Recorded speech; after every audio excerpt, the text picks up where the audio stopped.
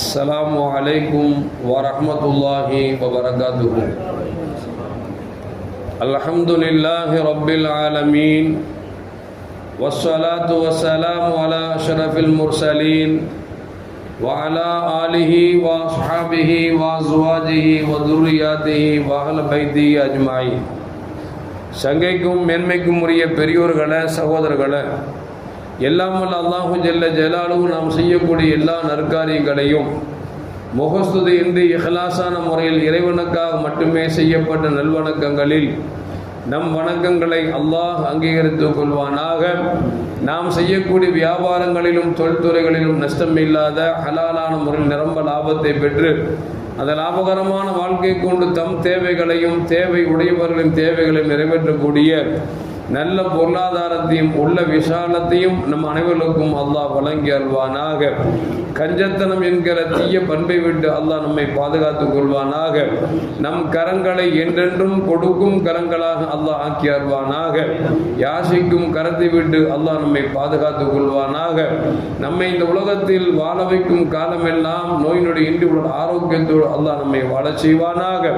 அந்த ஆரோக்கியமான வாழ்க்கையை கொண்டு அல்லாஹ் ரசூலை நெருங்கக்கூடிய அனைத்து நல்ல முறைகளையும் புரியக்கூடிய நல்ல முத்தகின்களின் கூட்டத்தை நம்மை ஆக்கி அருள்வானாக. திடீர் மரணங்களை விட்டும் தீய மரணங்களை விட்டும் நம்மையும் நம் குடும்பத்தையும் நம் சமூகத்தையும் அல்லாஹ் முழுமையான முறையில் பாதுகாத்துக் கொள்வானாக.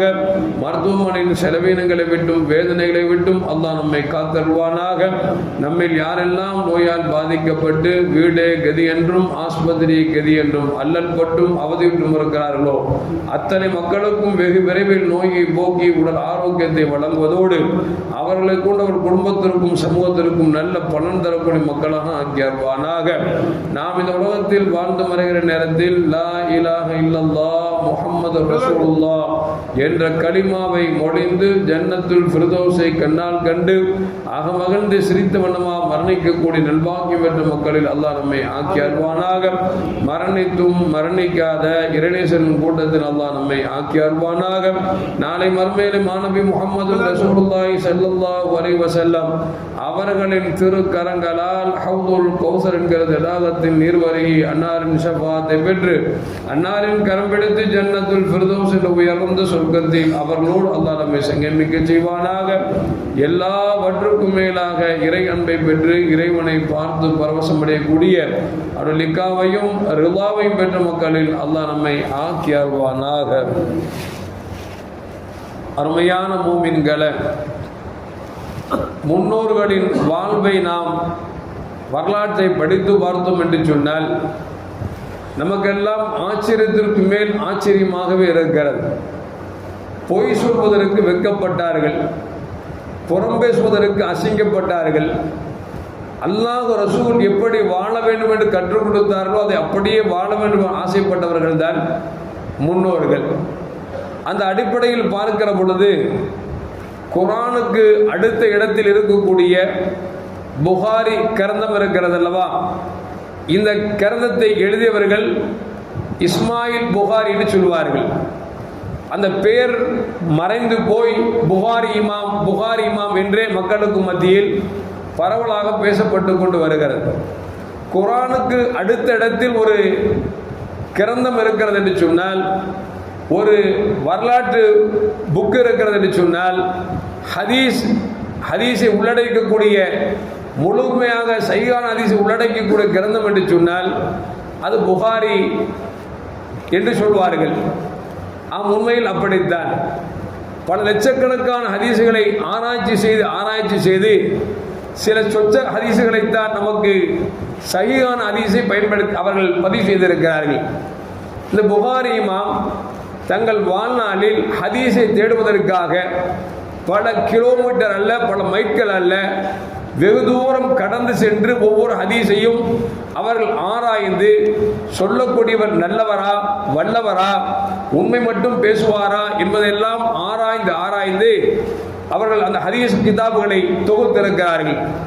ஒவ்வொரு ஹதீஸை தேடுகிற பொழுதும் அவர்கள் சுன்னத்தான நஃபிலான வணக்கங்களை செய்துவிட்டுத்தான் அவர்கள் ஹதீஸை தேடுகிற பழக்கம். இதுவரைக்கும் அவர்கள் பொய் சொன்னதே இல்லை என்பது மட்டுமல்ல, வாழ்நாளில் எந்த ஒழுக்கக்கேடான செயல்பாடுகளிலும் ஈடுபடாத மா மனிதர் என்பதை வரலாறு நமக்கு சொல்லி காட்டுகிறது.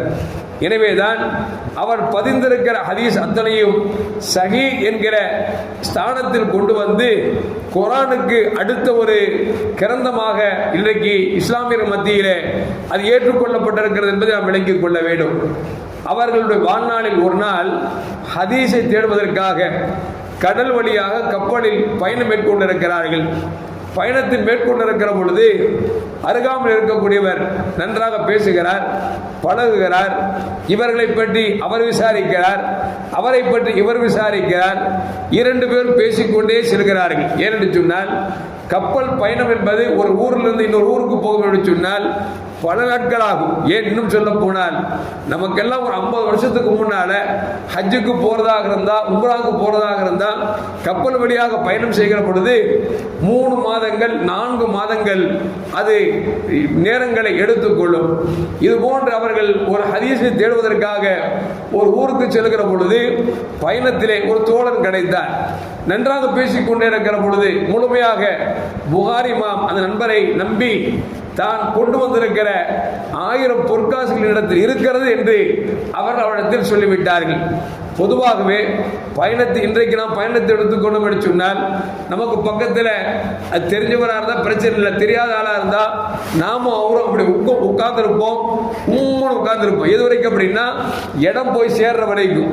சில பேர்கள் தான் உங்கள் பேர் என்ன, எங்கேருந்து வர்றீங்க அப்படின்னு விசாரிச்சுக்குவாங்க. ஆனால் இந்த புகாரி இமாம் அவர்கள் பேசிக்கொண்டிருக்கிற பொழுது தன்னிடத்தில் 1000 பொற்காசுகள் இருக்கிறது என்பதை அவங்கள்ட்ட சொல்லிட்டாங்க. அந்த ஆள் மனசுக்குள்ள ஊர்த்த ஆரம்பிச்சிருச்சு. 1000 பொற்காசு வச்சிருக்கிறாரா, இது எப்படியாவது கபலீகரம் பண்ணணுமே, எடுக்கணுமே அப்படின்னு சொல்லிட்டு அவர் படுத்து உறங்குகிறார். உறங்குவதற்கு முன்னால் திட்டம் போடுறாரு. தூங்கி எழுச்ச உடனே 1000 பொற்காசுகளை காணான்னு தேடணும்னா மக்கள்லாம் எழுச்சுவாங்கன்னா அப்படியா அப்படின்னு சொல்லி எல்லாரும் செக்அப் பண்ணுவாங்க. அப்ப யார்கிட்ட 1000 காசு இருக்கிறதோ அவர் திருடிதாக வரும் என்று சொல்லிவிட்டு உறங்கி எழுந்தவுடன் அவர் எழுந்து அழ ஆரம்பித்து விட்டார். ஓ என்று அழ ஆரம்பித்து விட்டார். எல்லோரும் கூடி கேட்டாங்க, ஏன்பா அழுகிற அப்படின்னாங்க. இல்லை 1000 தங்க காசை காணல அப்படின்னு சொல்லி சட்டையை கிழிச்சுக்கிட்டு அந்த தலையில அடிச்சுக்கிட்டு அப்படி அழுதுட்டு உட்கார்ந்துட்டு இருக்காங்க. எல்லா மக்களும் கேட்கிறாங்க, எப்பப்பா 1000 காசு கொண்டு வந்த, எங்க வச்ச, ஏது வச்சேன்னு எல்லாம் நினைச்சாங்க. இரக்கத்தோடு விசாரிக்கிறார்கள். புகாரி மாம்கிட்ட 1000 பொற்காசு இருக்குது. இந்த 1000 பொற்காசை இருக்குன்னு இவங்க சொன்னாங்க. இப்போ இந்த 1000 காசு காணலங்கிறான். மக்கள் தேடி நம்மகிட்ட 1000 காசு எடுத்துட்டா நாம அவன் காசு எடுத்துதான் ஆகிறேன்னு சொல்லிட்டு தெரியாம இந்த 1000 காசு எடுத்துட்டாங்கன்னா கடலுக்குள்ள ஓடிட்டாங்க. தேடிக்கொண்டே வருகிறார்கள். இமாம் புகாரி இமாமுடைய பையை செக்கப் செய்யப்படுகிறது. பார்த்தா 1000 காசு காணும். யார்கிட்டயுமே காசு இல்லை. இப்போ யார்கிட்டயுமே காசு இல்லை அப்படிங்கும் போது போய் சொல்றான்னு வந்துருமா இல்லையா? அப்ப அவனை பிடிச்சி சத்தம் போட்டாங்க, ஏடா அறிவு இருக்கா உனக்கு, யார்கிட்டயுமே காசு 1000 பொற்காசு இல்லையே, அது எப்படி 1000 காசு காணா போச்சு அப்படின்னு. இல்ல வச்சிருந்தேன், வேணா இந்த புகாரி இமாமுடைய பையன் நல்லா தேடி பாருங்க அப்படிங்கிறான். 2வது செக்அப் பண்ணப்படுகிறது. அங்க ஒரு பைசா கூட இல்லை. அவங்க கடலுக்குள்ள போட்டாங்களா இல்லையா? கப்பல் கரை சேர்ந்தது. இறங்கும் பொழுது அவன் கேட்டான், புகாரி இமாமே 1000 காசு வச்சிருக்கிறேன்னு சொன்னீங்களே, அதை வச்சு தான் நான் திட்டமிட்டு ஒரு கூத்து ஆடினேன். 1000 காசு எங்க ஒழிச்சு வச்சிங்க அப்படின்னு. அவங்க சொன்னாங்களாம், நான் ஹதீஸை தேடி போறேன். அந்த ஹதீஸில் லைஃபா சஹீஹா, லைஃப் சஹீஹ் அப்படின்னா அவர் வாழ்நாளில் நின்று மூத்தல் வச்சிருந்தா அவர் லைஃபானவர் ஆயிடுவார். இல்லை வாழ்க்கையில் ஒரு பொய்யை சொல்லியிருந்தா அவர் பொய்யானவர் ஆயிடுவார். இதுவெல்லாம் இல்லாத ஒரு மனிதனிடத்திலிருந்து தான் ஹதீஸ் எடுத்தான் சஹீஹான ஹதீஸை தேர்ந்தெடுத்து கொண்டிருக்கிறேன். இப்படி தேர்ந்தெடுத்திருக்கிற பொழுது 1000 பொற்காசை காணான்னு சொல்லி ஒருவேளை என்னிருந்து எடுத்து என்னை திருடனாக மக்கள் கற்பனை செய்து கொண்டால் நான் தேடி இந்த ஹதீஸுடைய மகத்துவம் போயிரும்பா. அதனால எனக்கு காசு பெருசு இல்லை, தன்மானம் பெரிது, நான் இவ்வளவு காலம் சேகரித்து வைத்திருக்க நற்பெயர் எனக்கு பெரிது, அதனால காசை நான் அங்கேயே கடலுக்குள்ள விட்டுட்டேன் அப்படின்னு அவன் ஆச்சரியப்பட்டான், வருத்தப்பட்டான், மன்னிப்பு தேடினான், அல்லாஹ்விடத்தில் அழுதான், புலம்பினான் என்பது வரலாறு நமக்கு சொல்லி காமிக்குது.